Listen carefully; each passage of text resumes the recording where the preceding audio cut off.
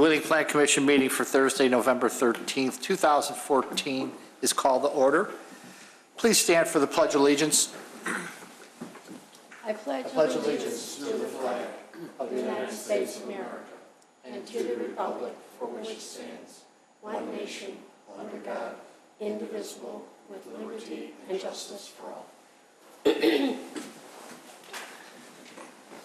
Mr. Secretary, would you please take the roll? Commissioner Dorband. I'm here. Commissioner Johnson, I am here. Commissioner Powers. I'm here. Commissioner Stylen. Here. Commissioner Vito. Here. Commissioner Zangara is absent with prior notice, and Chairman Rufato. Here. Mr. Jennings, any changes to the agenda? We do have one change. The item related to the PUD is a second review. Traditionally, we would put those up as the first item. Are you present and available to begin? Okay. Thank you. 5 citizens' concerns and comments at this time. If there is someone that would like to speak on a concern other than what is dockets for review tonight, please come forward now. Nothing? Okay. Consent items, none. Items for review. Dockets number 2014-15, PC 1417, 1418, 1419, and 1420. The Whitley 60 through 156 West Dundee Road special use site plan approval for a final planned unit development of assisted living facility with memory care, approval of final plat of subdivision for the Whitley, approval for final plat of subdivision for Shur Hadash, approval of final plat of consolidation for the Whitley, and approval of final plat of consolidation for Shur Hadash. Mr. Jennings. Thank you. Before we bring the petitioner up, just a quick notice to where we are in this review. Plan Commission last saw this item on October 23rd as the preliminary PUD public hearing was held. The Plan Commission's recommendation to approve was subsequently taken up by the Board of Trustees, who did approve the preliminary plan unit development for this project. At this time, the petitioner has prepared the final PUD plans in accordance with the preliminary PUD approval, including modifying the plans as suggested by the Plan Commission during the preliminary PUD process. The plan, just one note before I have the petitioner come up, the plan as it is illustrates a shared parking area. We have one item that I had originally thought I would recommend as a condition of approval on the PUD. I think what I would suggest actually is a separate motion, and I have that here. I've handed it to the recording secretary as well. Relating to the shared parking, it would essentially create a resolution acknowledging the shared parking agreement that is shown on the PUD plans. We have received all of the items that are required under our code for doing that, so I can go through that as we get into the discussion here. Okay, great, thank you. Good day. I'm Stephen Meacher. That's 545 John Carpenter Freeway, Irving, Texas. And it's the LaSalle Group. And it came before you a short time ago to go through our preliminary approval. We left that meeting with a number of conditions, but it seemed like we had pretty good support. And we have since incorporated all 7 of the conditions that the Planning Commission had mentioned to us into our plans. We went on to the village board, and as we were approaching that meeting, there was some discussion about what we might be doing about the bike path that is at the rear of our property on the Shur Hadash lands that you've seen a park-like arrangement. And Andrew, do we have the site plan? That's it. What we're looking at in the site plan is on our property, to just do exactly what we showed you in the preliminary. On the Shiradash property, which will be at the rear, we've agreed to build the bike path at the time that we're completing our other improvements, and we've agreed to maintain the bike path after it's completed. We don't know exactly where the bike path will run, so what we've proposed to do is have that become a condition of your approval. We'll build it, survey it, and then dedicate it to the village. That's the only real significant change from what you all looked at before. We have come back in now with the final. You'll find in the drawings that we've submitted more detailed landscaping plans. Irrigation is handled in that. We've added some items that the village engineer has asked for. And at least in our case, the project is pretty well designed at this point. There were a couple of little changes since you last saw it, beyond the conditions you asked about. Shiradash and LaSalle have worked on what we call the bike path. The walking paths that tie into the bike path, and those are just beyond our property lines, and they've been relocated just enough to move them off of our property where they were shown before. We didn't have an overlay of the property lines to know that's where they'd go. So, with that, and one exception is that you'll see things that are bubbled here. We'll answer any questions about changes. We did make one other change that had to do with our relationship with Shiradash, and that is on each end of the buildings, at the rear of the buildings, we have small structures. On one side, where we are right now, is now going to be a generator. It's a emergency generator in case power is lost in the building, and it's just a fenced-in area with this generator unit. On the other end is our maintenance building, and the maintenance building had originally been shown over on the Shiradash side. That wasn't as pleasing to them, so we switched them. And we have been asked since we were in front of you what the purpose of that maintenance building is, and it's really very limited. It is used for repair and storage of replaceable building components. There'll be tools in there and seasonal decorations. But there's no normal deliveries there. We might have some broken furniture that waiting assessment on being replaced.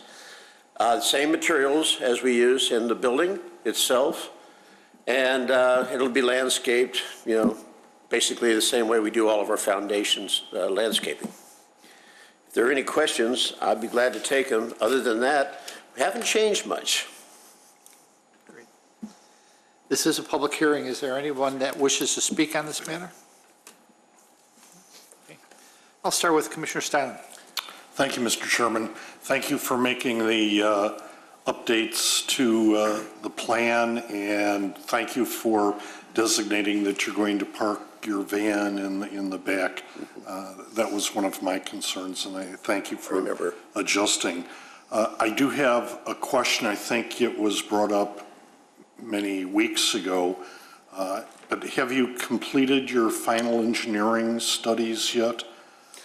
Do you know how much water that you're going to need to procure? And just as a reminder, the site is under 4 acres, so it won't require, we got in on a grandfathering for on-site retention. However, because we're dealing with a flood zone, we have to fill a portion of the site, and we have that calculation, which has been given to the village engineer, and also being used in terms of, or in trying to determine what the value of that is to the village in terms of TIF funding, because you use TIF funds to build that capacity. So yes, we've turned in those calculations. Do you know what the acre footage is approximately, just so we can get it on the record? Andrew, you want to do it as 6.8? It was, the calculation that's provided came to 0.576. The calculation, though, we had suggested in working with the engineer, between the village engineer and the project engineer, listing it as a range, and that range is 0.6 to 0.8 acre feet. Okay, thank you. Mr. Chairman, that's my only question. Thank you. Commissioner Dorban. Thank you. I guess I have a question for Andrew. After the bike path is completed and it's rededicated back to the village, how can we make sure that they are still responsible for it, and that because it gets dedicated to us, that we don't get the responsibility of it? The condition that had been with the preliminary PUD, we can go ahead and repeat the language of that, but essentially it had said that it would be modeled after the Existing. the west bike path. The petitioner then had, during the course of this, offered to construct it, as suggested by the Plan Commission, to construct it along with the other improvements, and had, prior to that meeting, suggested that they would be maintaining the path. So we can have some language in this condition of approval that talks about the construction, and then that the easement agreement ultimately would have the property owner maintaining. And we have the easement to follow, which is the existing easement for the current path that's there. Okay. Just out of curiosity, the maintenance building, what's about the square footage about that? About this, let me just describe it as being about the size of a two-car garage. Oh, okay. That's my only questions. Thank you. Commissioner Vito. I have no questions. Commissioner Powers. Thank you, Mr. Chairman. The only question I had was, I had sent an email to Andrew earlier in the week about the landscaping plan, about some discrepancies that I may have observed between some of the plantings and what was the counts that were actually located on your legend. It looked like there was a discrepancy there, and I just wondered if you guys were aware of it, and if so, could you just make sure that things get recounted and any updates needed, because there was like the Apple Grove, the orchard in the back, it was like 9 trees there. There was a symbol there, but it wasn't on the legend, and it looked like you had different species of apple trees that probably those way they were on the legend should have been put in that orchard area, and there was a couple others. I would just And Andrew, I know you've received some updates. Yes, I spoke with or communicated with the landscape architect. I believe they were going back through and just checking the table. It seemed like it was a matter of the table itself, not reflecting it. And for the purpose of this, I have a condition drafted for the motion that reads that the planting table on the landscape plan will be corrected to match the quantities illustrated on the plan. And our expectation would be that they check the counts. Some of the plants are correct, some are not, but just double check and have the table match what's actually shown on the plan. And when it came to my consultant, they always thought of us as dividing this between our PUD and where his real responsibility is, his contract is. And what he was doing is just conceptual things for Shiradash, but that's become concrete now, and those things will be specified. okay, I have nothing further. And I have nothing except to say that I think this is the quickest that we've ever seen a special use come through preliminary to final in a month. So, and they were very good plans, and the attention to detail is much appreciated. Andrew, as far as Sure, we have, so the first item is the final PUD itself. That is docket number 2014-15. That one has 2 conditions of approval on it. I updated the first one. It reads now that the new eastern path is to be installed during the construction of the building with the public access easement to indicate that the property owner will maintain the path in the future. Number 2, that the planting table on the landscape plan is corrected to match the quantities illustrated on the plan. Great. So we have a motion for 2014-15 special use site plan approval of final planned unit development for assisted living facility with memory care. Do I hear a motion? So moved. Second. We have a motion by Commissioner Dorban, second by Commissioner Powers. Mr. Secretary? Commissioner Dorban, Yes. Commissioner Powers? Yes. Commissioner Johnson is abstaining. Commissioner Stylin, Yes. Commissioner Vito, Yes. and Chairman Rufato. Yes. Okay, the next one I would like to do, slightly out of order here, is the motion relating to the shared parking agreement, and I'll just read it off because it was not written into the staff report.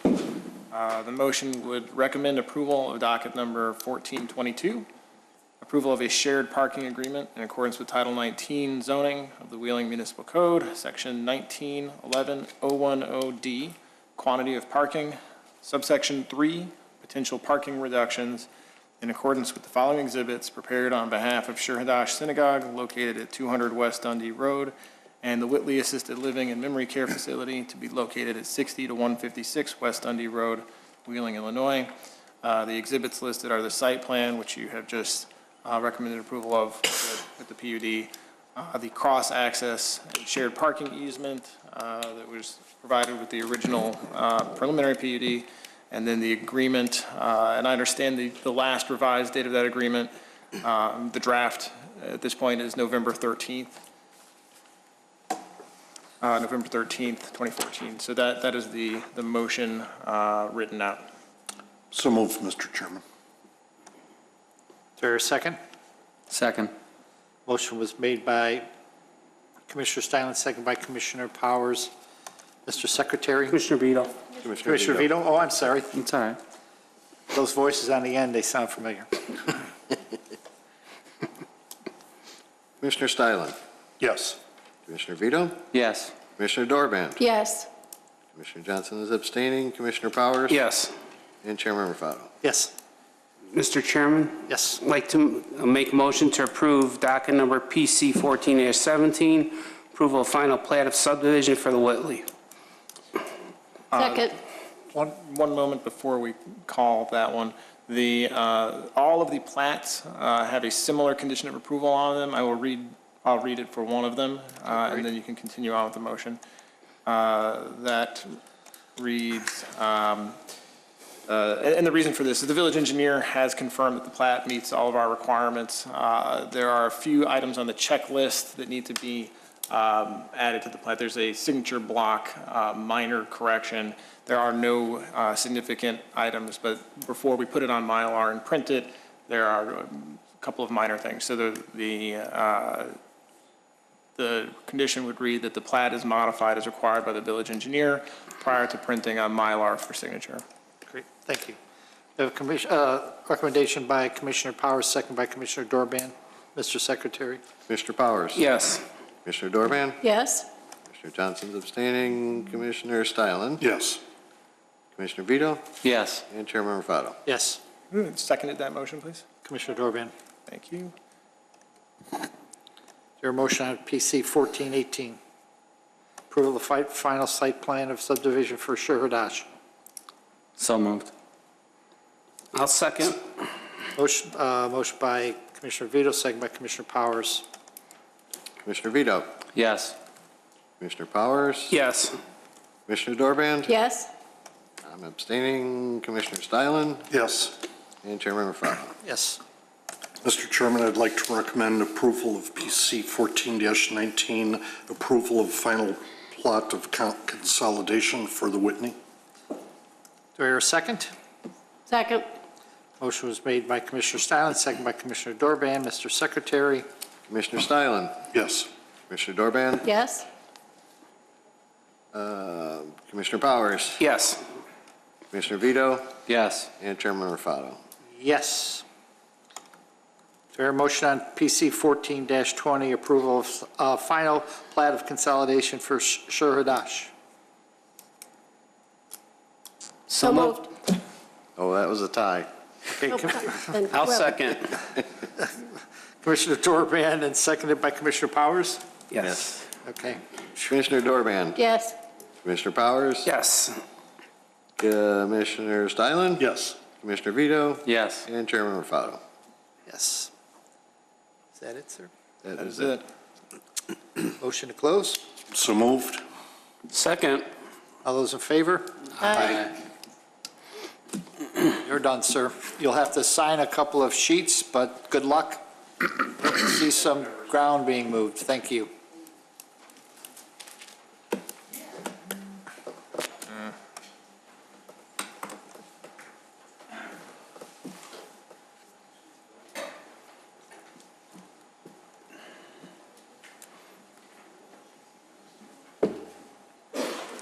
That may be a record for Yeah. the number of Let's go down there and things. sign 'em. That may be a record for the number of things that we actually have. Make it easier on Brooke.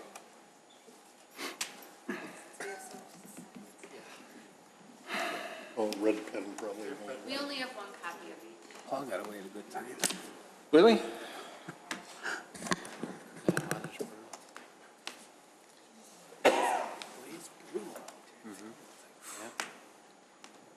You've got one of each of everything so far? Wow. They're still coming out, Andrew. Or it's making a lot of noise. October, November, and I had to go straight. Is it wool? I had to go straight to the winter one. Yeah, that's a nice wool. Yeah, this is a full winter one. But normally, 17s? I don't wear that till December. Okay. Everything else you got two of? You know? It's bad. We don't have any. You're saying like Saturday night inches. Really? It's brutal. I remember a long Right, I time got ago, the on Thanksgiving, always, it snowed, but I don't know, the global warming and all that other crap, who knows, I don't know.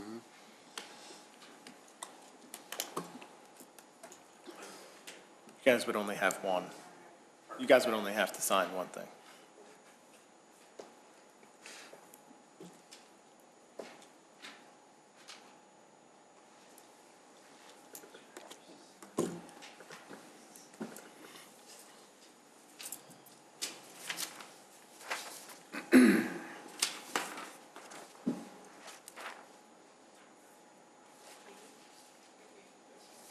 Where did I give you this?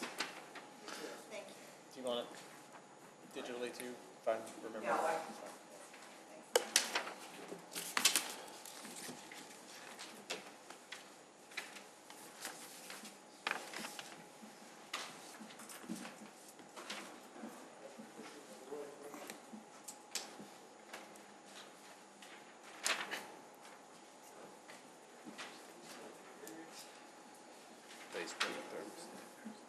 I don't know.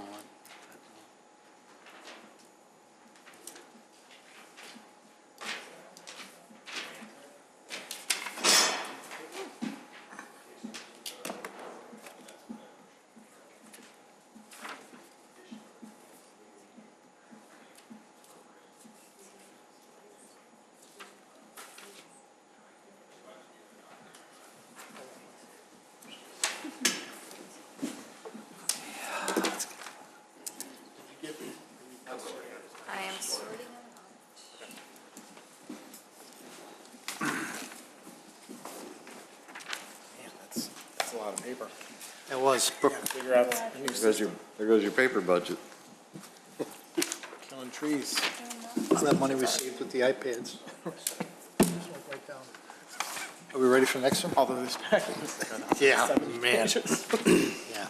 Are we ready for the next docket? Yes, we are.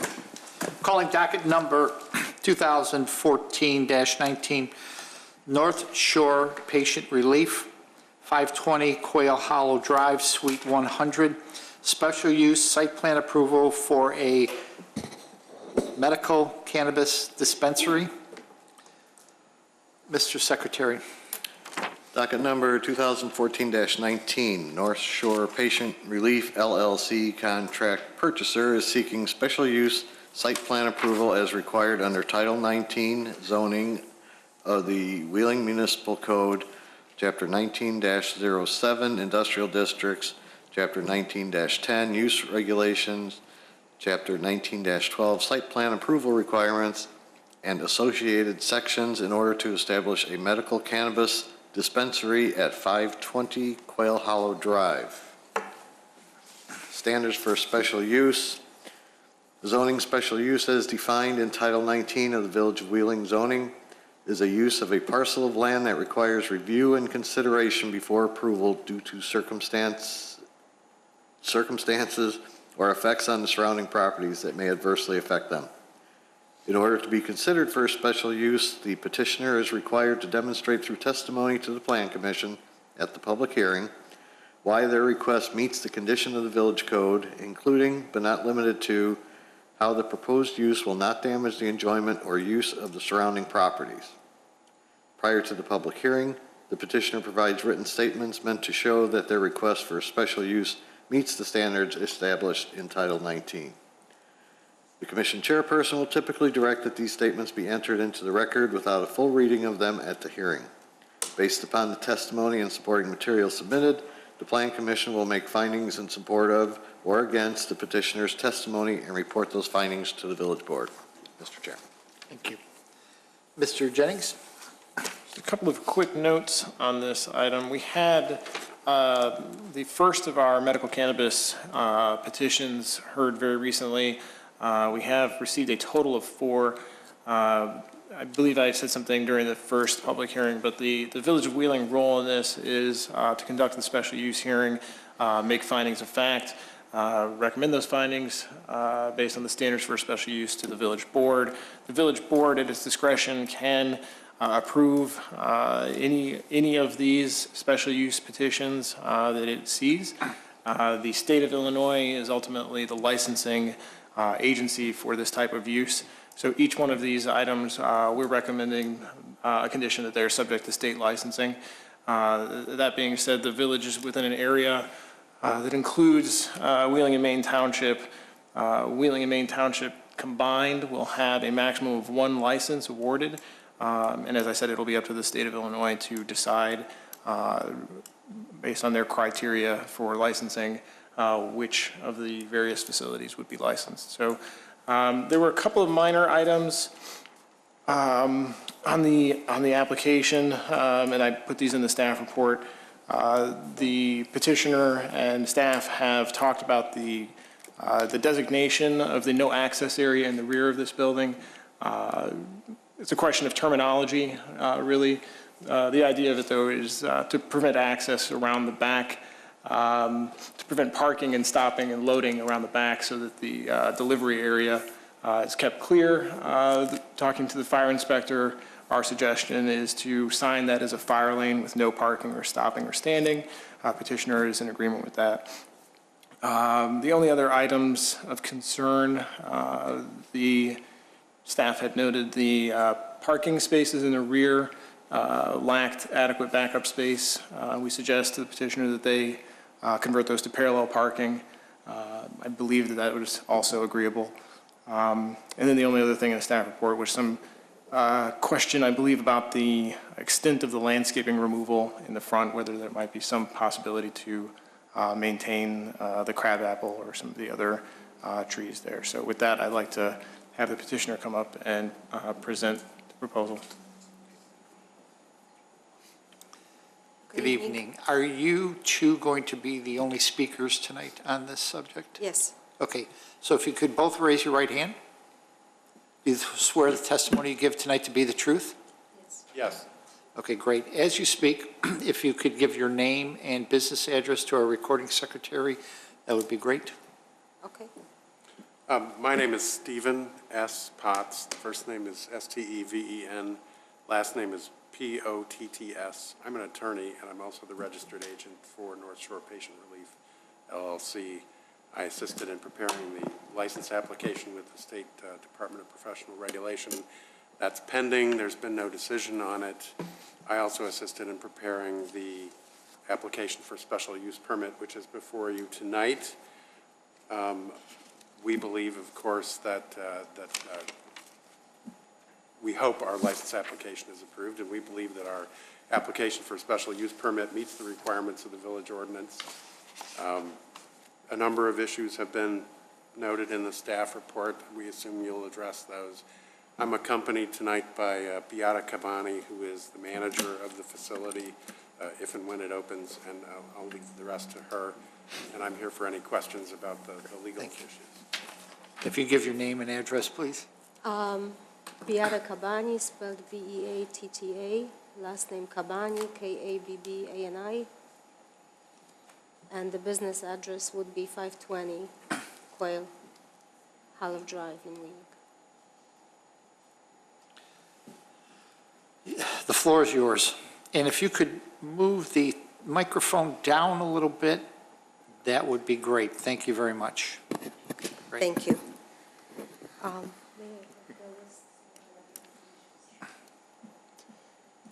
And just so you're aware, we have, most of your materials are in the slides here. If there's something that you need, I can help you try to find it, but Thank you. the site plan and all the other materials are Thank there. you. So I think as I read your concerns, one of the themes that's reoccurring is preserving of the landscape in front of the building. And you may notice from the slide in front of you that that front landscape does not include any crab apples, and it's quite overgrown. If we have proposed modernized version of that landscaping that would include decorative grasses and shrubs that are just maybe not as tall as the existing trees. But that would be really a subject to village recommendation. We are prepared to go either way. It's not essential to our operation or to our business. We would like the site to be presentable. We would like it to reflect the modern times of the business, but ultimately the decision is yours of how you would like this to look like. In terms of all the modifications to parking or the verbiage that Mr. Jennings was talking about, we've agreed to those. And I guess there were some questions concerning trash. There will be no changes to the way how the entire, how the trash is removed at this time and when the business is open. I'm not sure if anyone has any questions for me.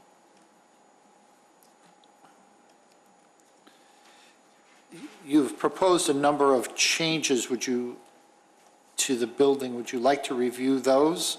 Yes, we have proposed the changes to the exterior, not to the footprint of the building, but to the exterior facade. And at the present time, the building was used as office, so it has some windows on the north side and the east side of the building. We have proposed, that's an east side of the elevation. We have proposed that the large windows would be bricked over and the material would match exactly the existing building materials. One of the reasons is the security reason. The state requires considerable amount of security, and leaving windows the way how they are now would not meet the security requirements. At least that's what we believe. And just to, this may be too small to read, but this is the north elevation. This is the north elevation, and it shows the existing windows and the proposed. Correct. That's a proposed exterior. And any other modifications to the exterior? No, there are no modifications. One of the things that have not been raised as a part of the special use application is that the property would undergo an upgrade. As you may be aware of, at this moment, this property is abandoned for the last 3 years. It's in foreclosure, and or it was in foreclosure, and the number of upgrades would include the parking, the redesignation of parking, the security, and landscaping. Great. Anything else? I'm open for questions. Okay, great, and we will start. This is a public hearing. Is there anyone in the audience that wishes to speak on this docket? No? Okay. We will start with Commissioner Powers. Thank you, Mr. Chairman.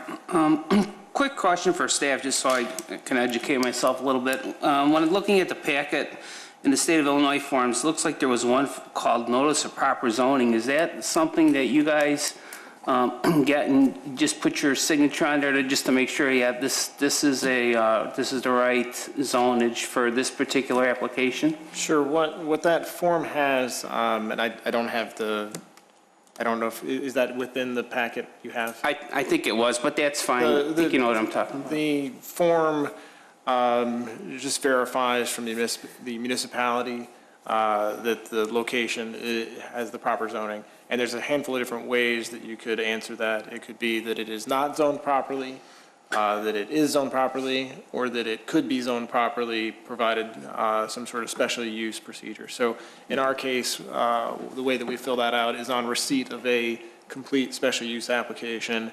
We note that it's complete. We project, I believe, an 8 to 10 week total review time. And then at that point, we sign that the location could potentially be properly zoned pending special use review. Okay, thanks. I looked at your packet, and I don't believe you specified hours of operation. Was there something, if there was something specified, can you tell me what your planned hours of operation will be? Yes, the hours of operations would be regulated by the state. The way how the regulations are drawn now, we need to operate for about 8 hours a day with the preference of being open at least one day a week and being open at least half a day on weekends. So I thought the state regulation from what we saw previously, I think it was like 6 o'clock. It could open as early as 6 and maybe 6 to 6 or something like that? They don't tell us that we have to be open with them. Right. I mean, the I'm just saying there is an open window, but I'm just saying, do you have planned hours or those you don't expect to be open all that time? You have like a subset of. What I can tell you is that our business plan we've submitted calls for business hours from 9 a.m. to 6 p.m. Okay, that's great. Question about the West Drive. That drive is so narrow, and that's typically where the delivery truck's going to come in on the west side there, correct? Because it's definitely, I guess it's not on the other side. It didn't seem like it's on the west side, on the east side, but did you mention that the delivery truck would come in on the west side there? We have not specified from which side the delivery truck would come from. The driveway is wide enough for the vehicles for public utilities to come through. That we expect the deliveries that would come to the business, they would not use any humongous vehicles. So our expectation is that we would be within the reasonable. So you're just gonna work on that, and whatever way works best for you, you're gonna do that? Correct, because we will be in constant communication with cultivation centers, and they will be the ones who set up both the vehicles and set up the deliveries that come to us. So my assumption is that we have some say as of how huge vehicle they may be sending. Okay.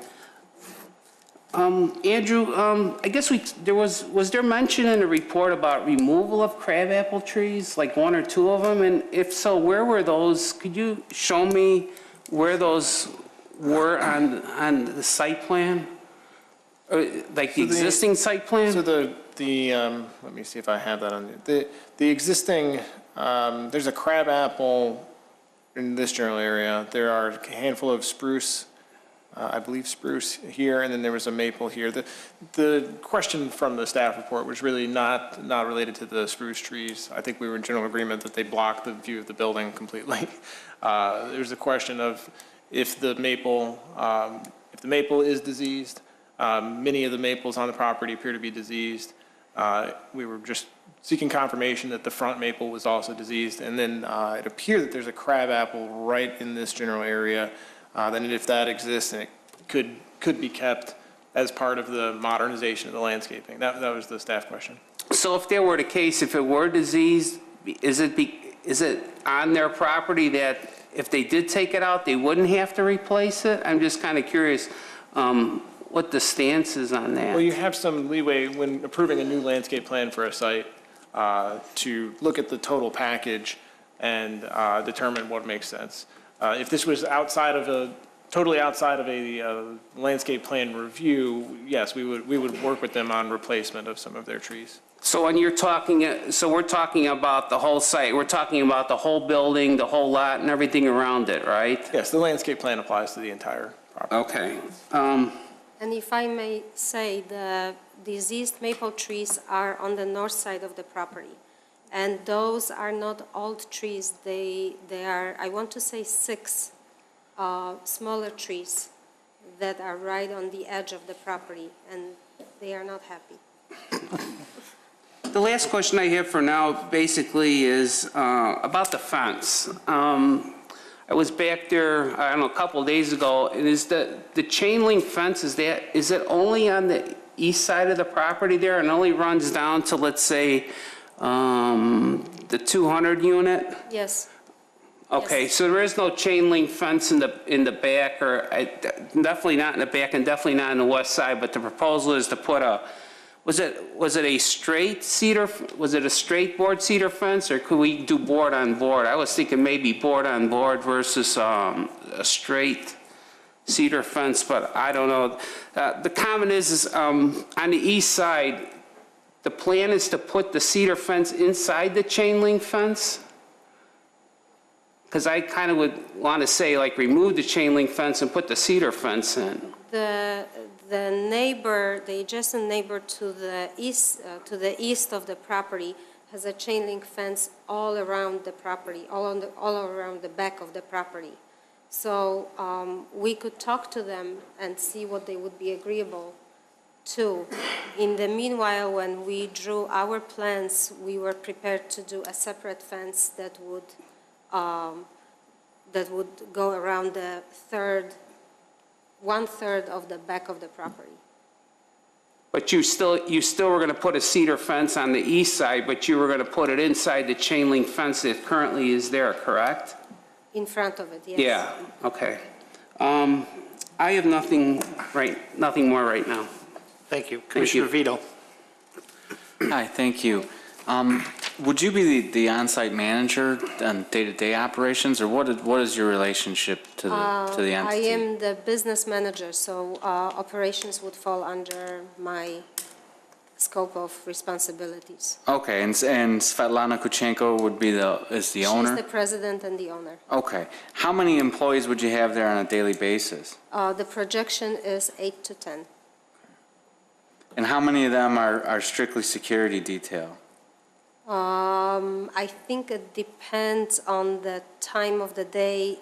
I am aware of 3. 3 will be there all time? Security. You asked me about security? Yes. How many security personnel? 3. 3 at any given time will be there? Correct. When the business is open. And is there, the last petitioner we had there, they had like a live camera feed that was directly linked in with the Wheeling Police Department. Are you guys going to have something similar to that? The state was quite detailed in their recommendation of how the security system should look like. And so there are 3 or 4 independent layers of security. Live feed of camera is one of them. Okay.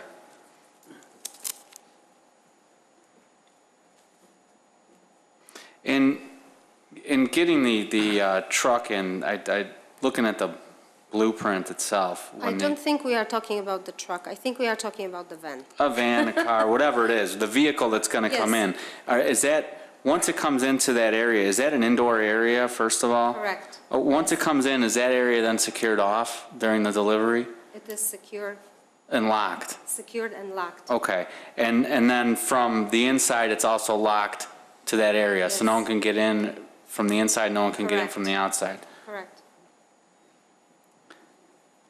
And same with the storage vault. How many layers of security are there from where patients or the public can come in to where the vault is? I think if you include not only the security for the vault itself, but also the layers that one would have to go through, we are talking 6 to 7.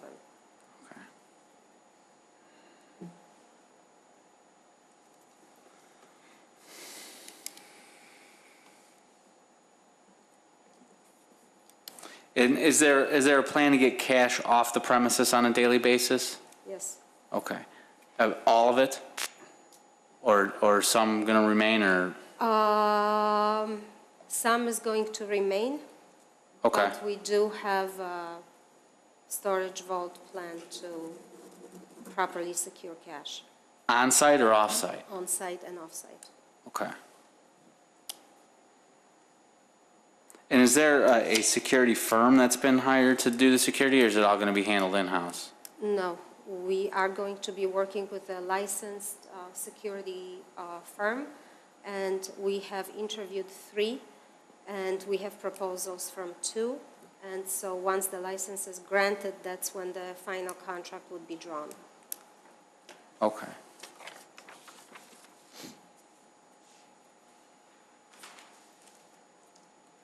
That's all I have. Thanks. Thank you. Commissioner Johnson. Thank you. Andrew, can you bring up the floor plan?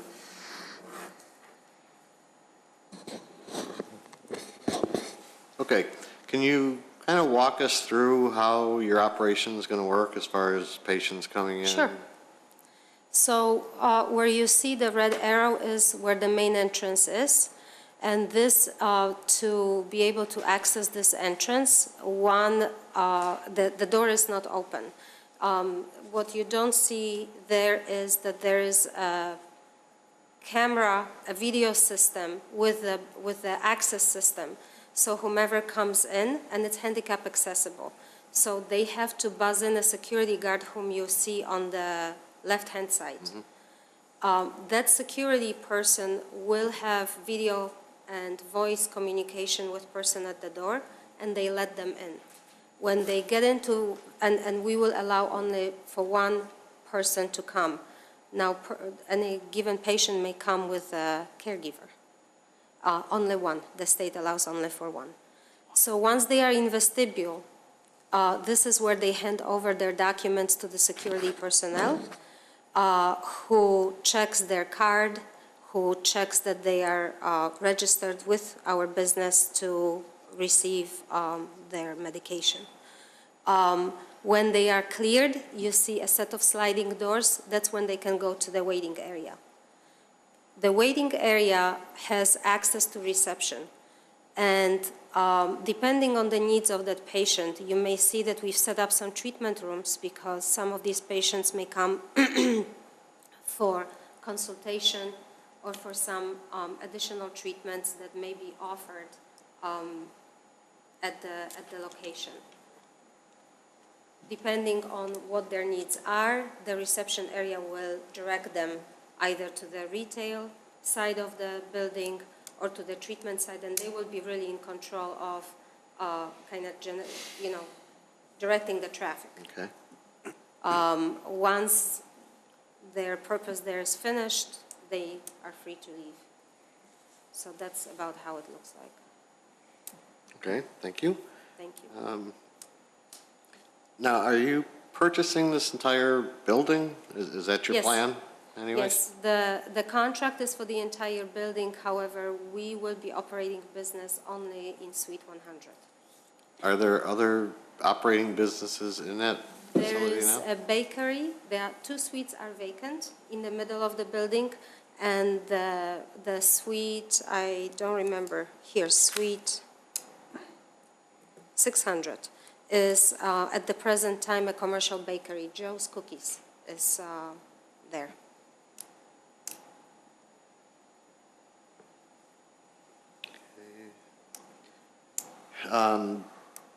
At some point, well, even with the vacant, the unit right next door, what kind of walls separate them? Are these just cinder block, between 100 and whatever the next one has, 200? We have proposed we have proposed that our interior wall would be redone, and that would include, and I'm not an engineer, but that would include some metal reinforcements. Okay. I will defer the technical specifications to the people who are actually going to be contracted for the work. Okay, you mentioned bricking in some of the windows. Are you sure you can get brick that exactly matches? It's We will try usually hard our to do. best. The building was built in 1984. It's not so long ago, and it doesn't look like something that we would not be able to get.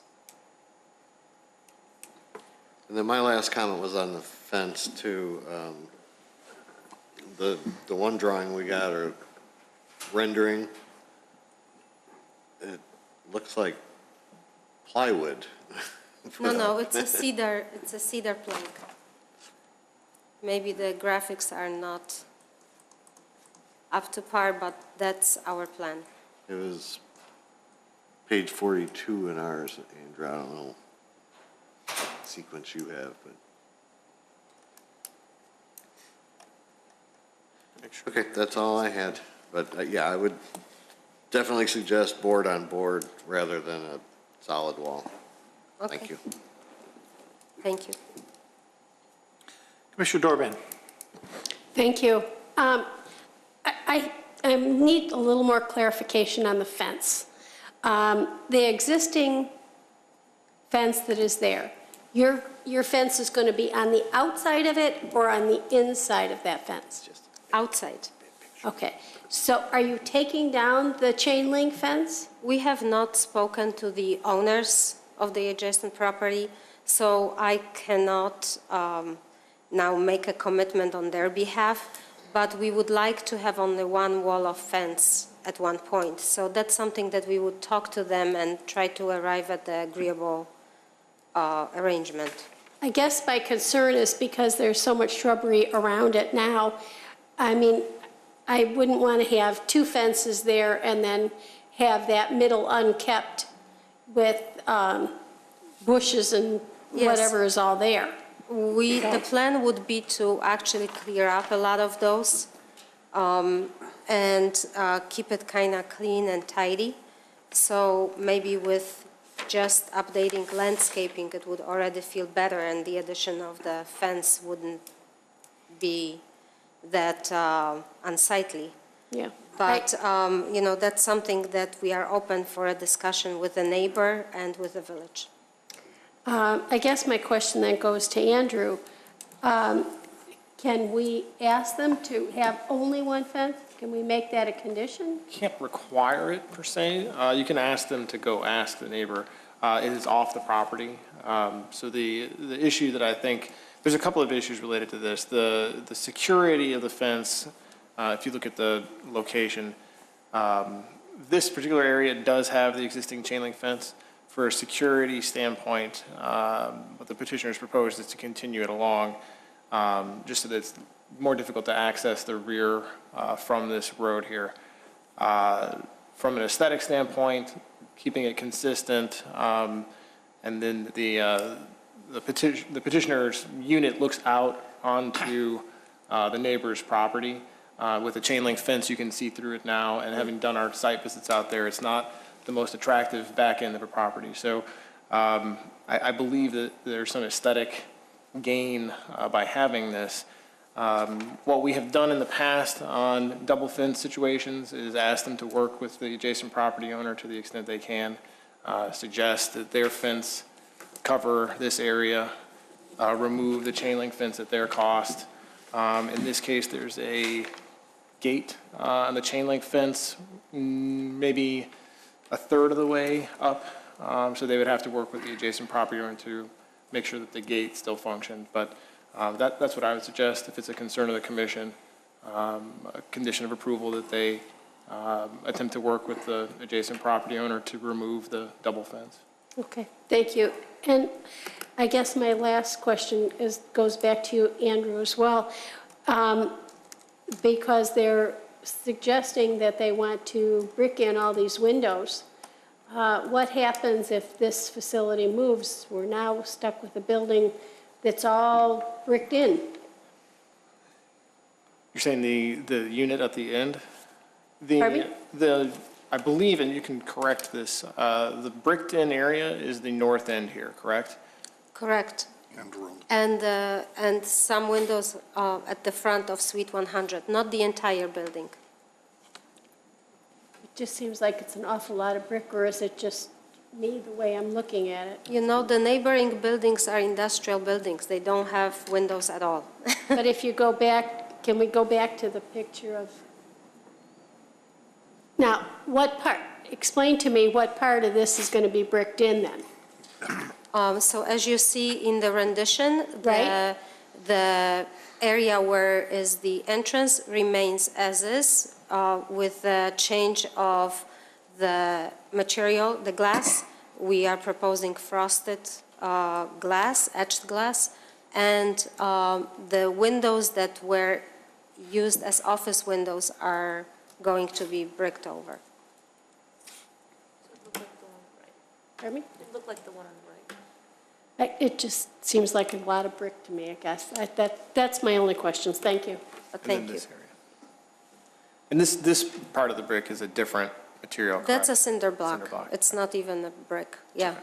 It's kind of Let me painted stand what back you up. see on the back entrance. So the visible part of the bricking from the customer's area, the patient area would be this.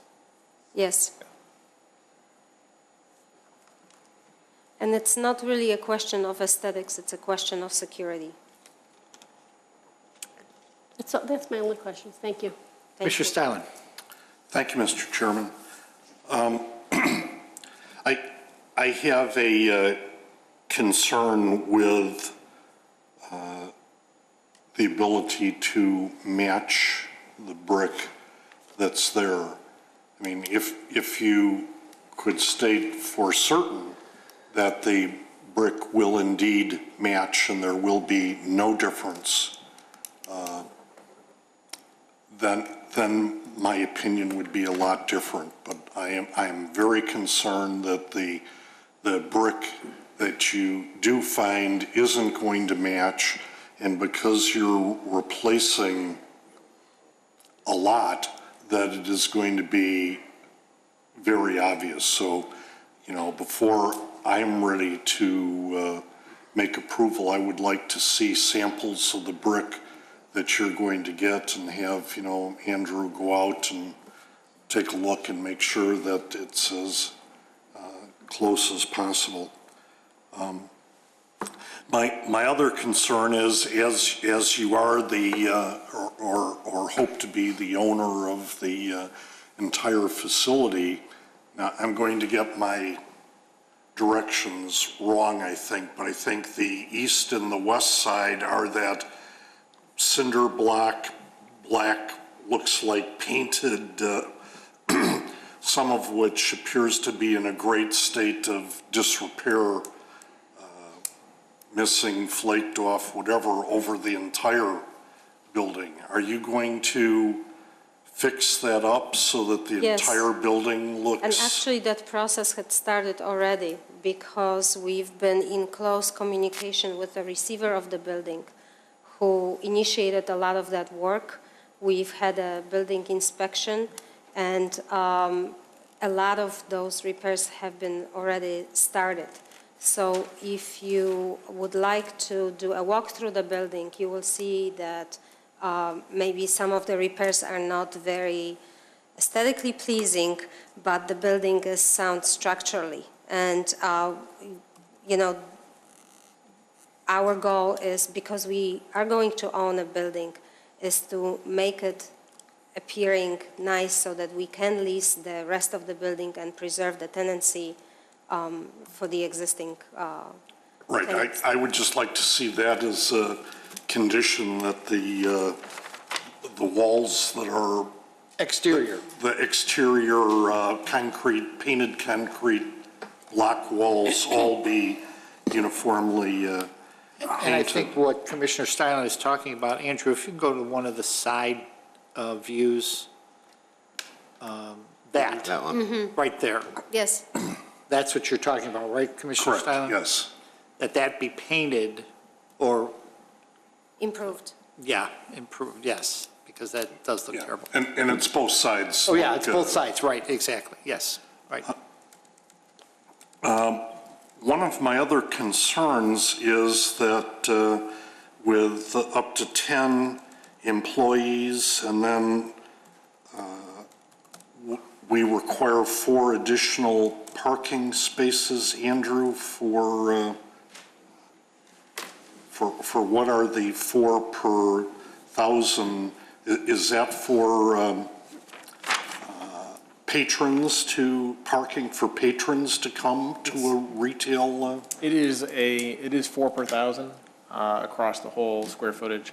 The idea being that it was fairly similar to office, pharmacy, generally that sort of distribution of the employees and patients.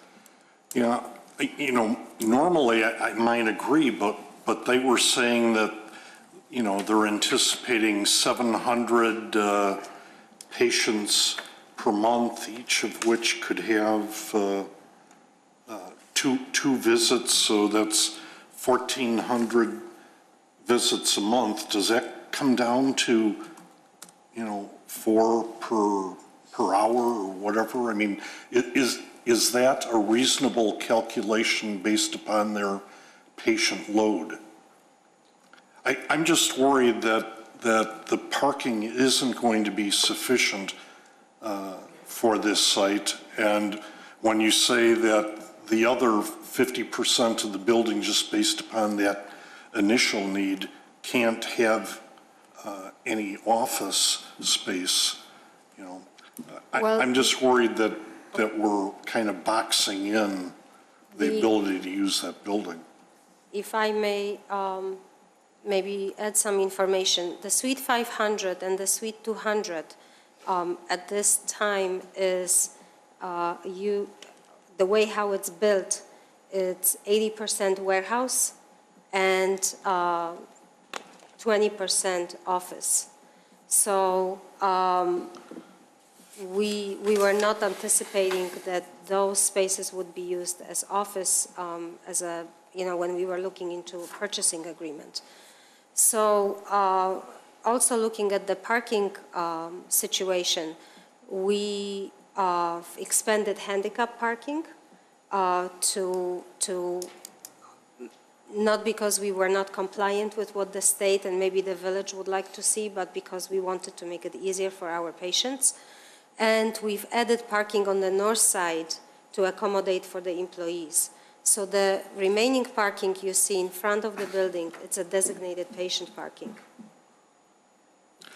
But you're still going to have 10 We do, but employee cars parked. Well, 10 is at the capacity, at the max capacity, so during peak hours. But at that Yes. employee peak, you're also going to have patron peak, Yes, I sir, would and we presume. also have adequate parking, you know, along the street, and we also have additional parking from the spaces that are not currently used. Yeah, but then if those businesses were to be occupied, they wouldn't be able to park. See, that's what I mean. I understand. I just don't want to but get as into because we are the owners of the building, you know, the tenancy situation we would get into, we would make sure that we don't compromise our ability to conduct business. Andrew, I'll just ask you again, based upon their patient load, I don't know what kind of seating they're going to have in their waiting area. You know, if there were only 3 seats or 4 seats, that would make a big difference. If they have 20 seats in their waiting area, that would give me an indication of how many people they plan to have. We So have planned for 7 seating, 7 seats in the waiting area, and we are also anticipating, looking at other states, that most of the patients who will come, they will not stay longer than 10 minutes. So most 90% of patients who will come, they will really come just to retail end of the business and leave. There will be only very few patients who will want to stay for treatment. Yeah, again, Andrew, I'll rely upon you, our parking expert. We have, unfortunately, we have no existing business in Wheeling or near here that we can draw from on this. The projection that we used when we were creating the regulations for this use in the zoning code was that it would operate in a fashion similar to retail, which is a pharmacy, or to an office, both of which had a parking ratio of 4 per 1,000, including the employees. We based that on the expectation that it would operate fairly similar to a combination of an office and a pharmacy. Already? And if I just may also say, every patient who registers with the state will have to register with designated dispensary. Of course, we would like to have our patients happy with the parking and with the way how they are received and how much time they have to inside. So we would be evaluating on an ongoing basis, and we have discussed a possibility where possibly some treatment may be offered not at the same time when the retail is operational. So to break up some of the traffic and to be able to accommodate for visitors who may want to need and choose to spend longer time with us. If indeed, we don't know how your business is going to operate. Maybe you can anticipate how it might operate. But I don't think you're going to be like a prescription pharmacy where somebody gets sick, doctor gives them a piece of paper, and as they get sick, they go in, get the prescription filled. Your people will have already made arrangements to be your customer. Correct. If parking becomes a problem, do you Yes. have the opportunity to We have opportunity schedule? to communicate with them and schedule so that we don't run into the situation So where that 50 everybody people isn't show up coming at at 5 9 p.m. o'clock in the Yes, morning, sir. right? Yes. Okay, I think that would probably be the best way to handle it if it does indeed become a problem. And then the fence issue, I think, something that's a little bit more attractive, board on board, not that paneling oriented, would probably be appropriate. And that's my only concerns right now, Mr. Chairman. Thank you. Could we go back and, in this staff report, Andrew, and petitioner, it's mentioned that there's 2 points of access, okay? And in the report, it seems like the delivery vehicles will be limited to the Western Drive and other vehicles limited to the Eastern Drive. But I heard something different from what you said. Is that still true, that the delivery vehicles will be to the western part? That's our anticipation. At this time, there's a lot of unknown. So at this time, the way how we plan the operation is that delivery vehicles would utilize Western Drive and patients would utilize Eastern Drive. So do we have plans been made for any type of designation as to signage? What we had discussed in terms of directional signage? Yes. I think at this point, not knowing exactly what size the vehicle is, this radius here to come around the building is probably going to be the determining factor. the length of the car, the length of the vehicle. If it's a van, panel van, armored vehicle, it may make sense to come this direction. This side, if you're able to pull straight forward, you'll be backing up at basically the same, doing the same maneuver. Either way, the front of this vehicle is going into this corner, and you're backing up this way, Okay. whether you approach. So I think at this point, it'd probably be premature. I don't know that we know enough about exactly what the range of vehicle types would be to make a determination on Could that. you go to the, one of the pictures had that side drive? Let's see, the staff photographs? Yes. Maybe, perhaps. There was one that showed There there. you go. So that's actually a drive? Yes. And it's currently used by all other utilities. Oh, yeah, I'm sure utilities would use it because that's easy access, but And there's overhead doors yeah, I all know. along there. I find it unbelievable. But, okay, so I'd probably like a condition that we put something in there about directional signs. I'd like to see that. To the hours, state limits operations from 6 a.m. to 8 p.m. daily. Is that 5 days a week? They didn't specify. They want us to be open on weekend, not entire weekend, but they want the patients to, those who work, have an access to medication. So, Andrew, I assume you wrote this, but the state limits the hours operation from 6 a.m. to 8 p.m. daily. So that's all it says is daily? I believe that was copied from the state regulation. So I guess the assumption is 7 days a week. I believe that what they were looking at was a maximum range and then having some flexibility within that maximum range. Okay. 7 days a week. I believe they were setting it as maximum, 6 to 8 maximum, 7 days a week. 7 days a week. And you have said you have not set your hours. Is that something that we need to be concerned with in a special use that we should designate now? Well, you certainly can, depending on how the proposed business operates within the area. In this particular location, if the commission believes it's appropriate to have a maximum range of hours that differs, this would be the time to suggest it. There is a need, though, to, I think, respect the state regulations with this.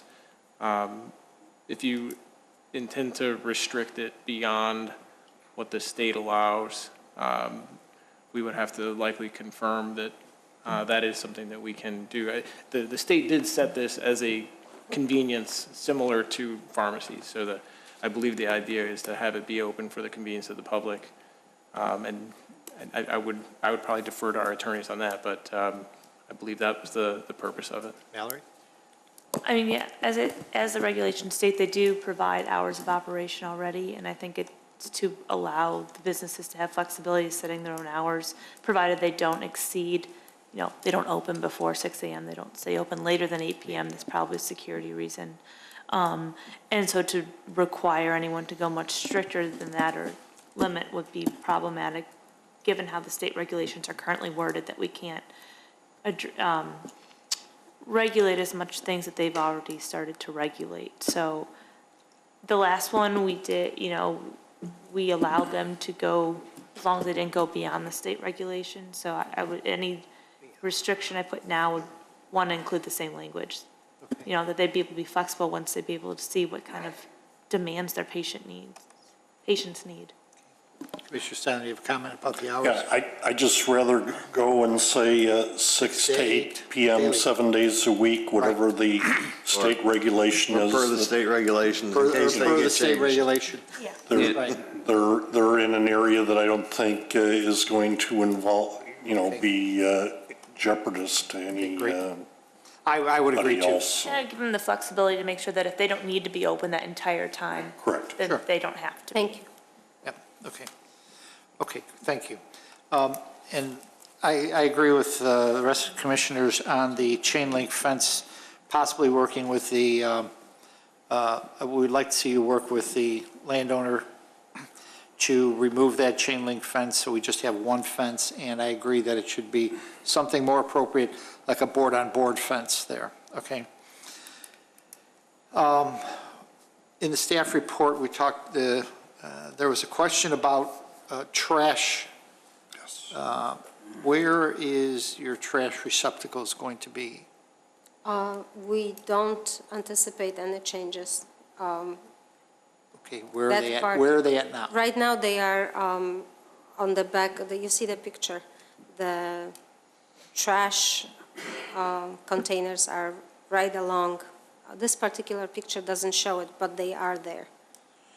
So they're on this back drive, right? Yes, So how do we have a drive and it, how does that work? Is that thing wide enough? I mean, it doesn't, it doesn't look like it from this picture, but it's not very skinny narrow. I think Mr. most of Chairman. you have been there. I did take a drive-by there, and I barely got my car through because it was like in the two middle units, there was trash, rolling trash receptacles against the wall, and it was narrow. So I don't even know how a truck would get through there, especially if it's going to go all the way to the back. But there were receptacles against the wall, and my car just barely had enough room to get past there. That west end is very narrow. You could see a couple bins on page 20 on our pack. It's 20 of 118. There's bins on the right, and then if you look way back at the back of the drive, it looks like there's another green receptacle. Yep. Good catch. Yep. Is the grass area, does the lot line go roughly down the center of that grass area? Could we, dig out a little pad? Occasionally to put some small dumpsters down there? They're supposed to be enclosed and stuff, and They are supposed to be. The options that seem to, that may work in this case, you've got in the back area, let me see if I can find a photograph of the back. The primary turning area to maneuver for a truck to back into here would be this zone here. So if you could keep it clear of that, that to me just seems to be the place that would most lend itself. You'd have several parallel parked cars here, and then you could, I believe we've got 7 to 8 feet before you hit the end of the property. I think this area is probably the most likely. What if you kept them inside and rolled them out on trash day? In this particular location, they have a they're removing one overhead door, so that there's only one overhead door into this. They're removing an overhead door here, which would be, for the other units, that would probably work, having it be behind that overhead door. But in this case, this particular unit, they would probably need a separate outdoor. So If it's inside the secure area, it probably would not be ideal. you'd have secure trash then. Yeah. You would have secure trash. Well, that area right there where the cursor is at right now, So or, you're anticipating a row of parallel parked cars, which would be the employees' cars. Just at the end of that row, if you went into this grass area, it could be done in conjunction with constructing the fence, I believe. I think that would be the best thing for that. And you have the wood fence that's going to be there, so you might be able to partially enclose Close it, right. it a little bit with the same fencing material. Right, exactly. But I'd like to give some consideration to the other units as well. If they've got dumpsters in that driveway, I'm sure that's not very conducive to fire trucks and stuff like that. They'd probably appreciate it if we could put in a pad or two.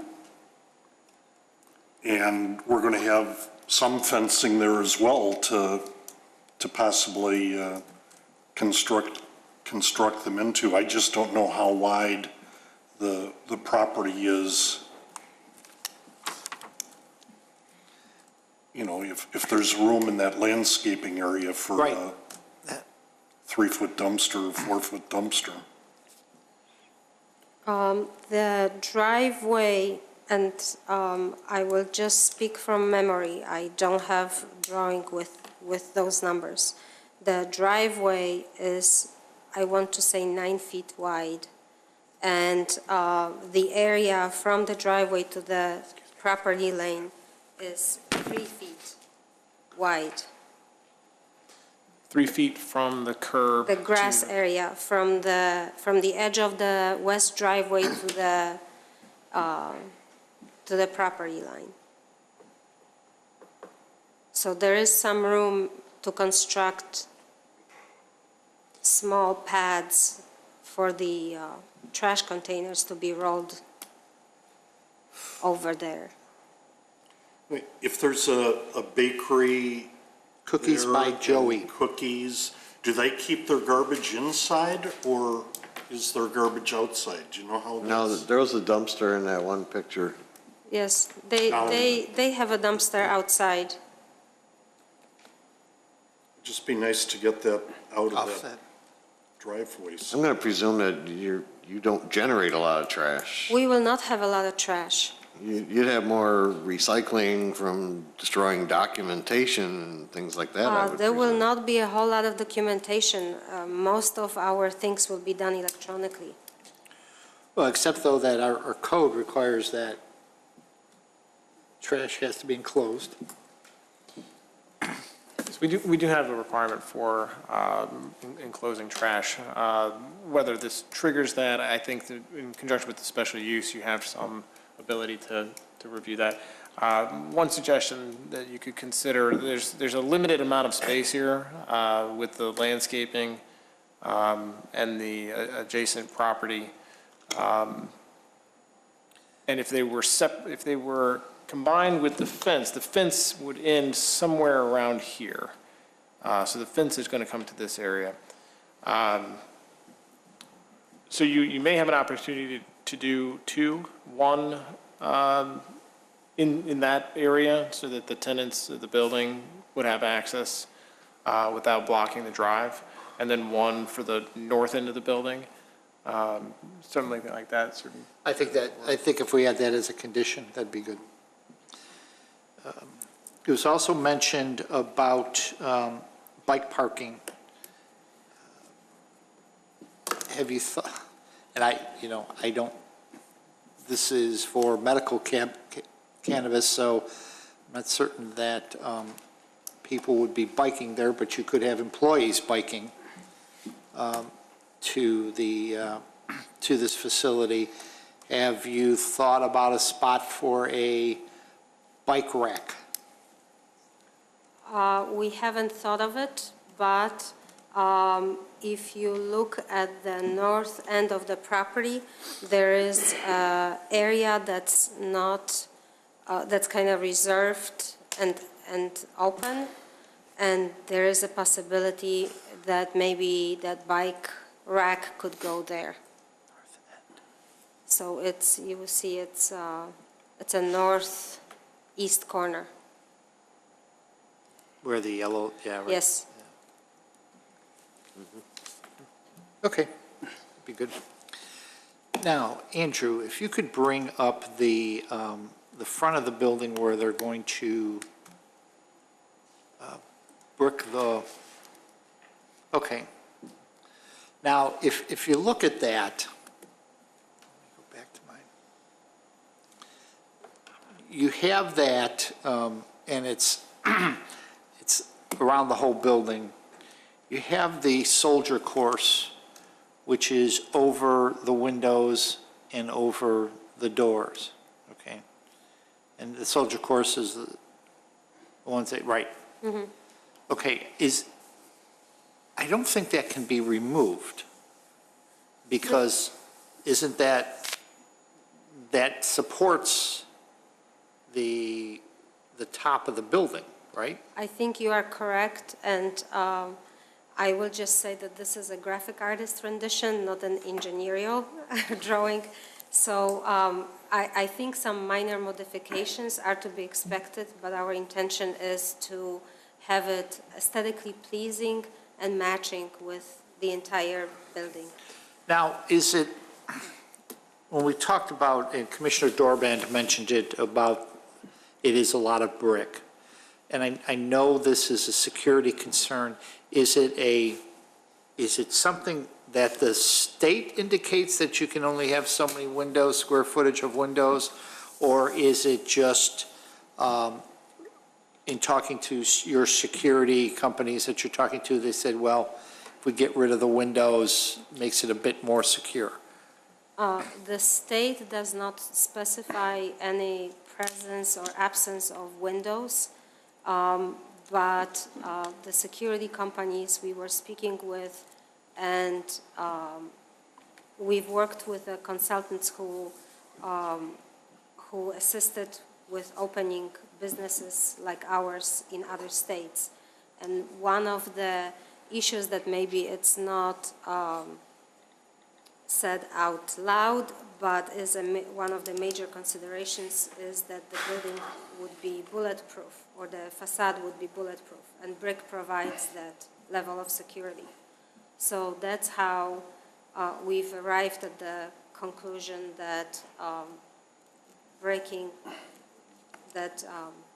doing this kind of a finish on the building would be appropriate and consistent with what we want to accomplish security-wise.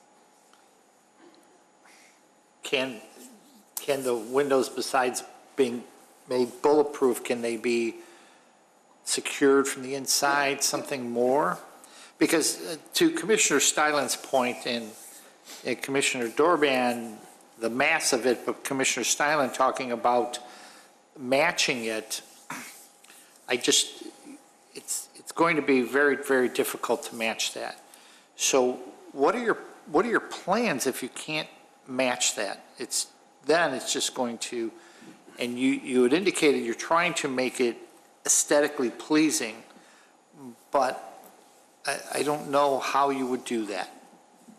I think if we would run into the issue where we would not be able to match it, we would ask our consultants for a number of recommendations, and we would come back to you and ask which one of those would be. So, and that's a good answer.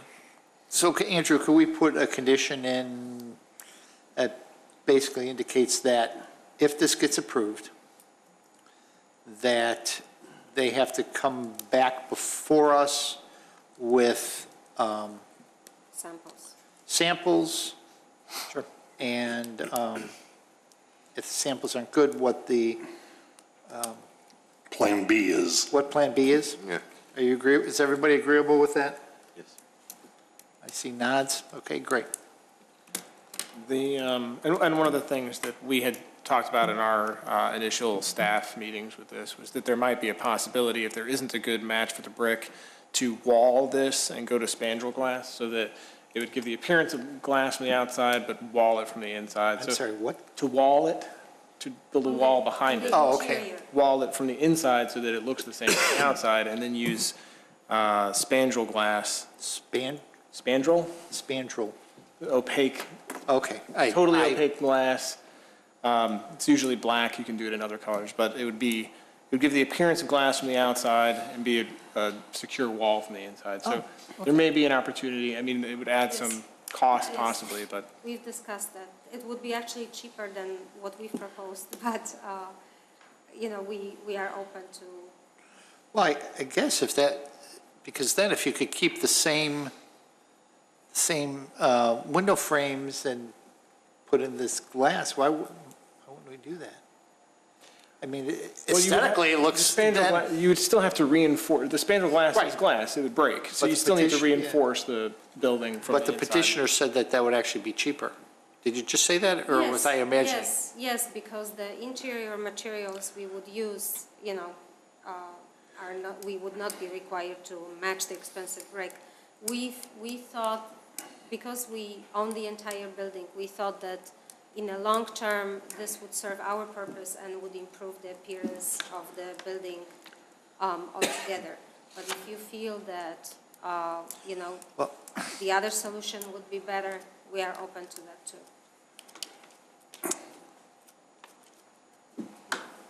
Commissioner Dorbin? I'd rather see something sorry, thank you. I'd rather see something that wasn't all brick like that. I just think if there was another alternative, that would be, Commissioner Stalin? I think you're going to have to go that way anyway, because Right. the brick isn't, Isn't going to in my match. opinion, isn't going to match, so. Right. You know, Commissioner Johnson? I agree. Commissioner Vito? I just like to say spandrel glass. But, I thought, yeah, you know what, I'm thinking spandex. but so- yeah, if they can match it and they want to do that, fine. If they can't, then, I mean, I don't know if they'd be able to Commissioner Powell? match it. I'm not sure how they're going to match the brick, so. So I think going with reinforcing it from the back and using spandrel glass. Spandrel glass. I have to look that up when I get home, find out what it is. I think from aesthetically, you then haven't changed any character of the building on the outside. It looks the same Yes, instead of just bricking up that. yes.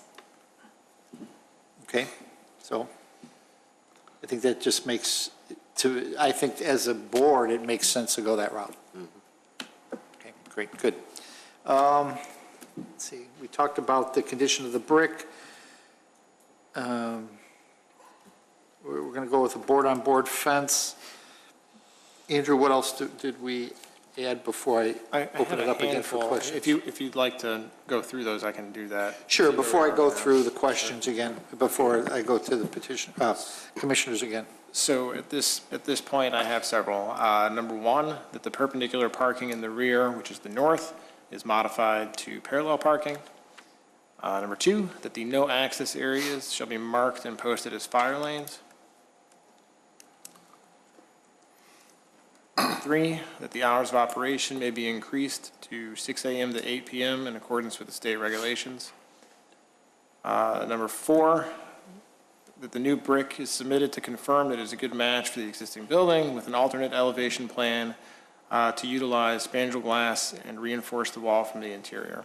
So if the consensus is to just go, not even attempt to match it. write it that way. Is that the consensus, not even attempt to match it? Or would we still want to try and match the brick? Personally, I think if you kept the existing exterior look and just did the reinforcement on the inside. I see Commissioner Dorbin nodding. Commissioner Johnson? Yes. Commissioner Vito? Yes. Yes. Commissioner Powers, yes, I say yes. So no need for the brick. And go with spandrel glass. And is that for both the east and north?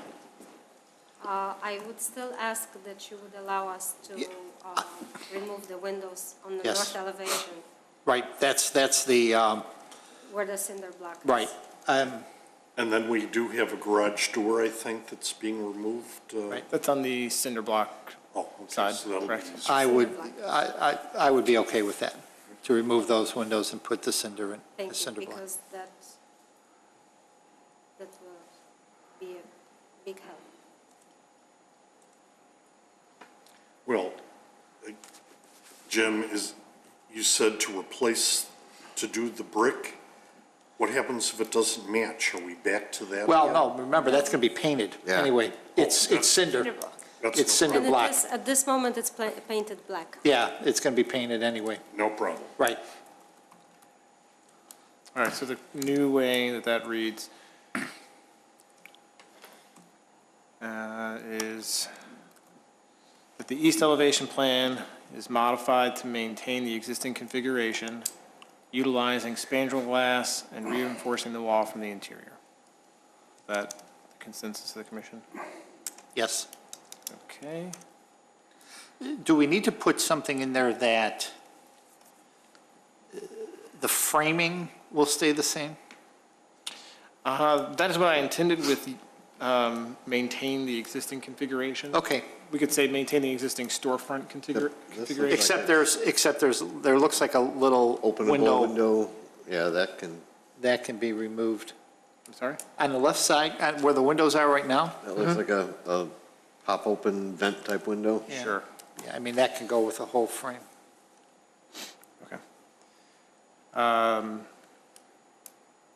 Number 5, that the concrete block walls are repaired and painted for a uniform appearance. Number 6, that the fence is to be a board-on-board cedar fence as shown on sheet J 2.1, proposed fence plan, with the petitioner working with the property owner to the east to attempt to remove the existing chain link fence.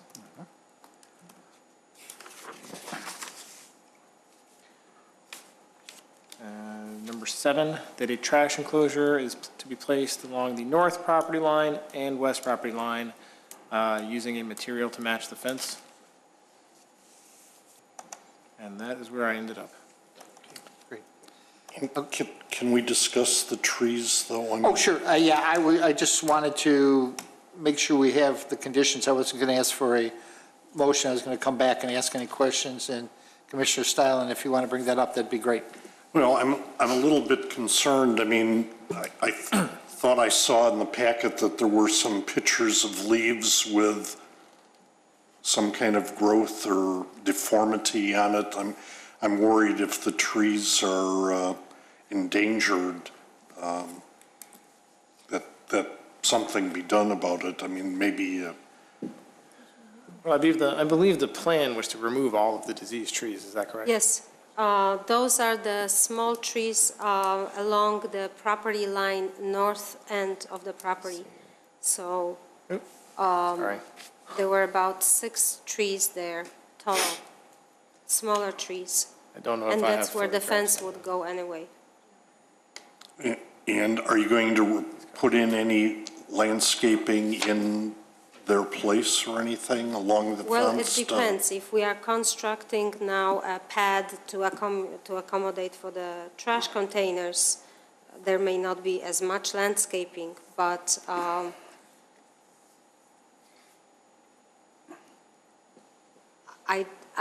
what I would like to say is that we would not have in plan to put anything that would be visually obtrusive. So the fence is there for a reason, and we really want to have a good view of the entire parameter of the property. So, But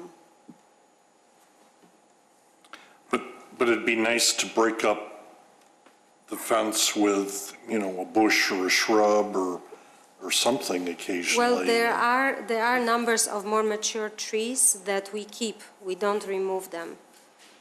So you will see them along the east end of the property, some west end of the property. But not on the north side. On the north side, all of these trees are really not in a good shape. So the plan was, to be consistent with our security plan and to remove diseased trees, to remove them altogether. I think we could do shorter shrubs and some decorative planting, but not large scale. Yeah, I just like to see something to break up the monotony of Of the fence. the fence. Maybe we could work with the village and plant something on the outside of the fence. The outside, On the outside of the village owns the property To the north? directly to the north. Well, putting bushes on that side probably wouldn't have room because the fence is going to be right. The majority of that property, the area along Northgate is visible. The area further west, by the time you hit this building, there's a lot of scrub vegetation on the property directly north of the village. The village has a very narrow strip of land there, which is the access road to the water tower. No, I'm just saying for the patrons that come in and visit the site, it ought to be somewhat aesthetically pleasing with a little bit of landscaping. On the inside of the fence, I believe you had a plan, on your landscape plan, you were utilizing decorative grasses Yes, on the in the front? front and along the windows that you see in the front of the entrance. And some of the overgrown shrubbery along the east side of the property would be removed and replaced also with decorative grasses and just smaller scale planting material. So maybe you could extend some of that along to the north side occasionally. Yes, yes. I think that would be okay. Good, thank you. Good idea. Are there any other questions? Commissioner Powers?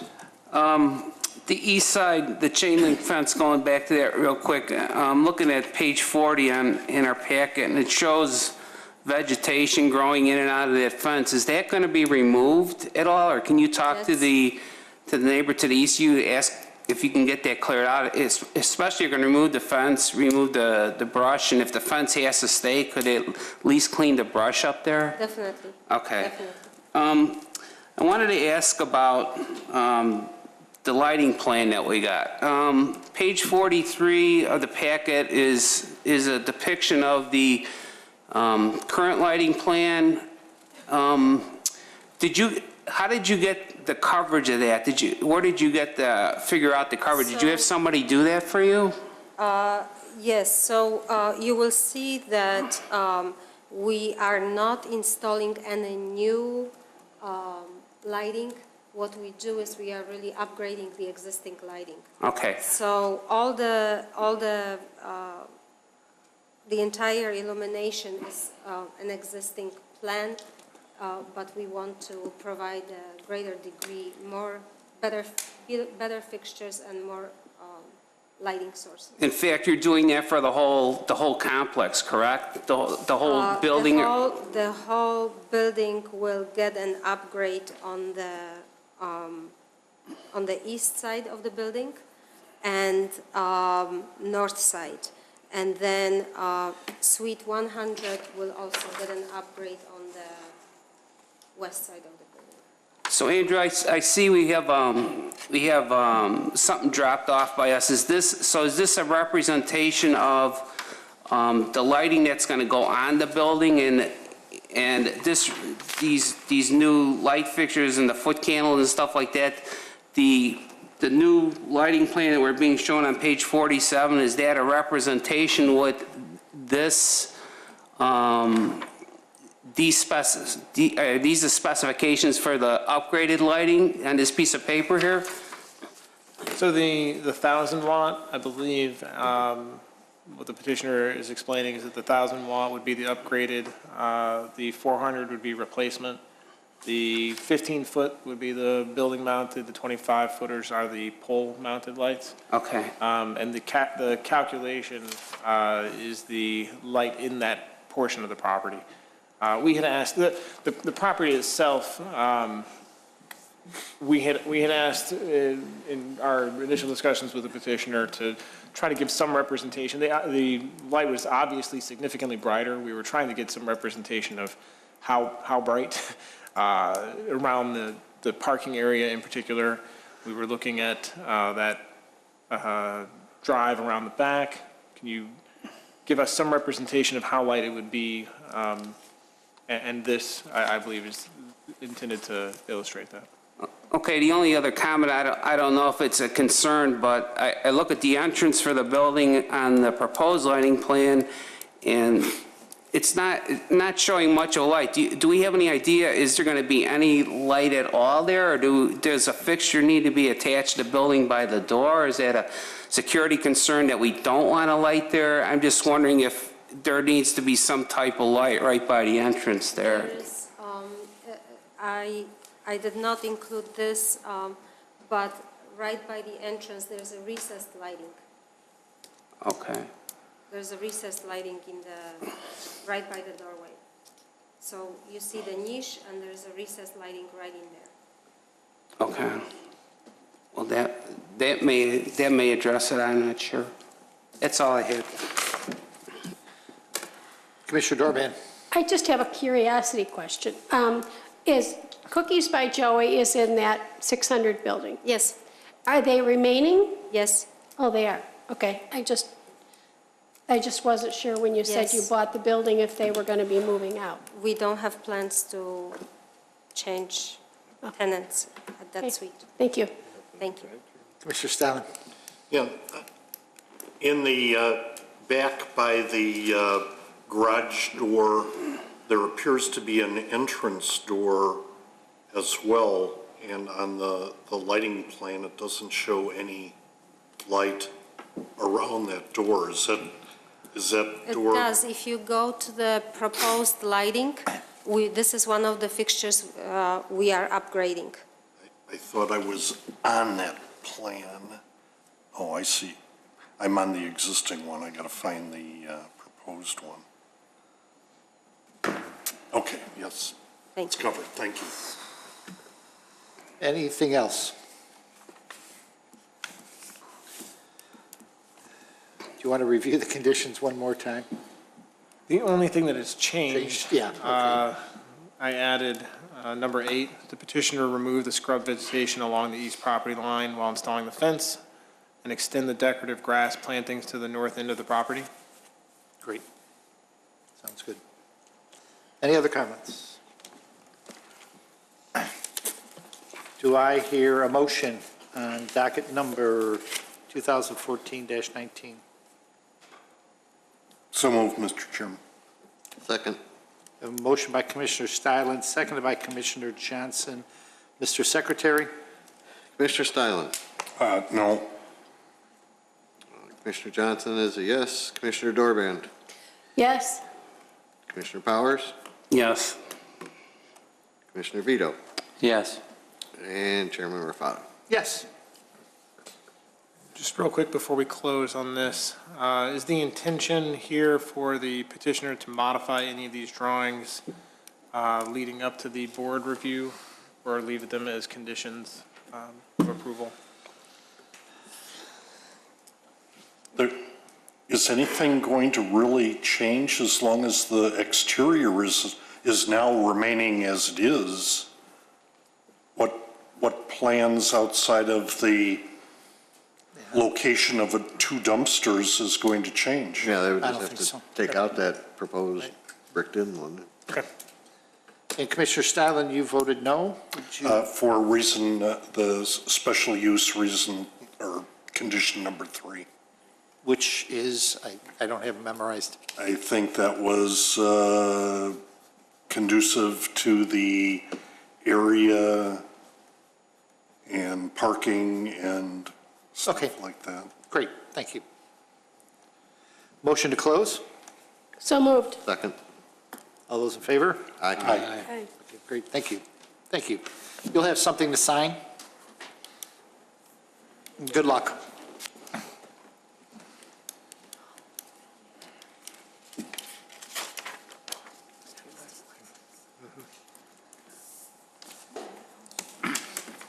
Yeah. The ordinance kind of goes without saying. It does, but it's nice to be consistent. And the rest is the Sure, I'll make a note that you added it. sure. And Well, you will mark and stuff. I'll put it in right here, too. You mentioned it at the beginning.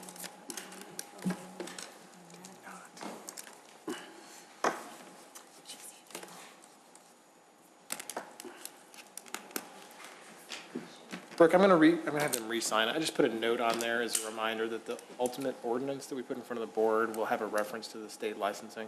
So can you have them re-sign? I'll just note this. It's not in as a condition, just as a reminder, when we put together the ordinance, that it'll be in there.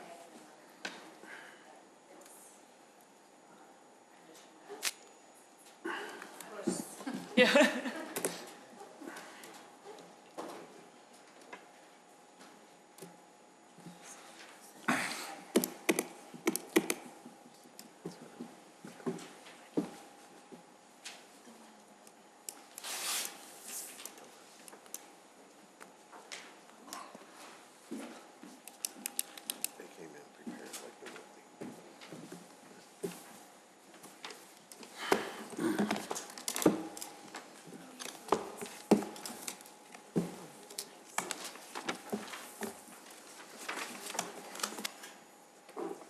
I was the chairman, so.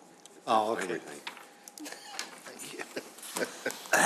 Calling docket number 2014-21, Holy Nation Presbyterian Church, 7150 Capitol Drive, special use site plan, and appearance approval of a religious assembly, which will be continued to November 20th, 2014, without discussion. We are not going to open this. We're not gonna open it? They did not meet the notice requirements. We're not going to open Oh, the okay. hearing at this point. Okay, cool. We'll open it when they show up.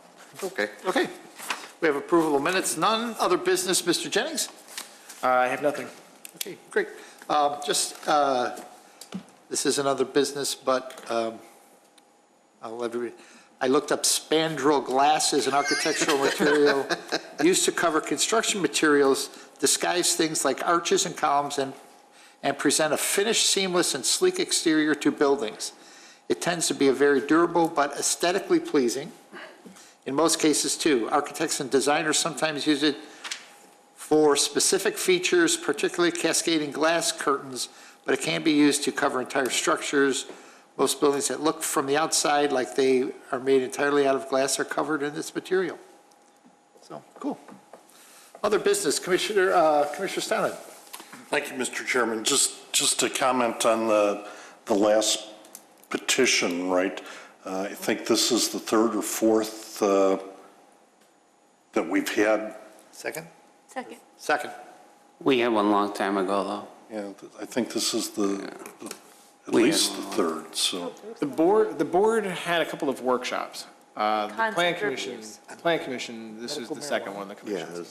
This is second. this is only the second one that came to us. Right. Okay, and my only comment was, from their prior testimony, they seem to require more parking and patronage and stuff like that, people coming from, the two townships that are involved. So that was my concern for This Yeah. petitioner? previous petitioners. Had lots of parking spaces for. There's so many unknowns in this. Exactly. And Aren't they all the same?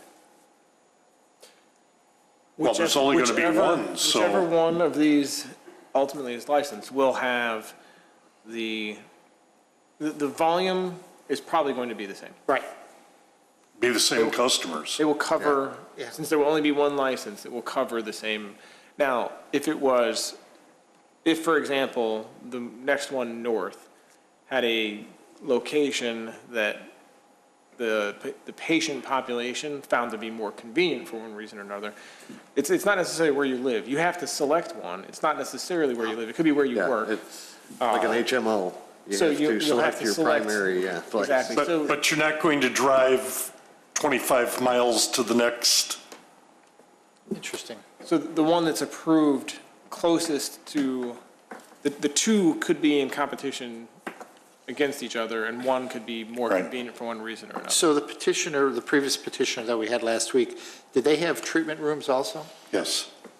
They had They were much They more put together. Counseling, Room. yeah, it was a Consulting rooms. really nice, complete package. But they didn't have a cookie factory next door. No.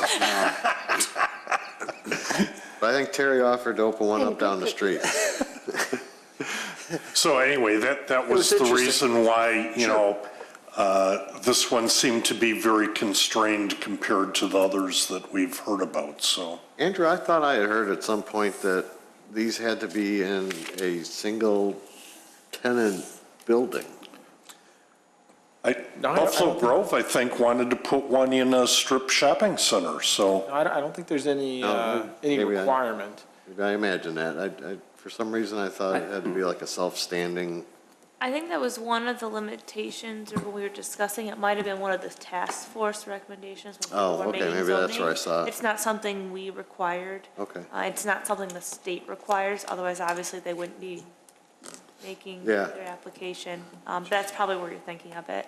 Okay. And boy, it sounds like the restrictions are just unbelievable. Oh, yeah. It's like over a 120-page document of comprehensive, video security, intense security that they have to follow, hours of operation are in there, all these kind of things. It's The last very- petitioner had their security specialist with them. Yeah. He walked us through as far as he could. He offered to, talk to us off camera about other stuff, and we said no, because then we'd be a suspect. Anything else, Commissioner Stalin? No, that's it. Thank you. Commissioner Dorban? Nothing, thank you. Commissioner Nothing. Vito? As I won't be here next week, I just want to wish you all a happy Thanksgiving, and I'll see you on the other side of the Turkey Day. Thank you. Commissioner Powers? I have nothing, thank you. And I will also not be here next week. So we have two out right now. I would assume Commissioner Zangaro will be back next week, so we should have a quorum. And I think the agenda just came out today. Did I see it? Okay, great. And I won't be here either, so happy Thanksgiving, everybody. Mallory, anything?